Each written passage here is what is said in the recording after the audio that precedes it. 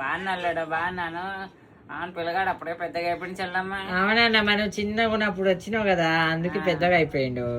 పిల్లగాడు అటు పోతుంది కొంచెం పిల్లవ నాకు పని ఉంది. అవునా పిల్లగాంతో ఏం పని? ఇట్లా చిన్న చిన్న ఉంటాయి పిలవచ్చుగా.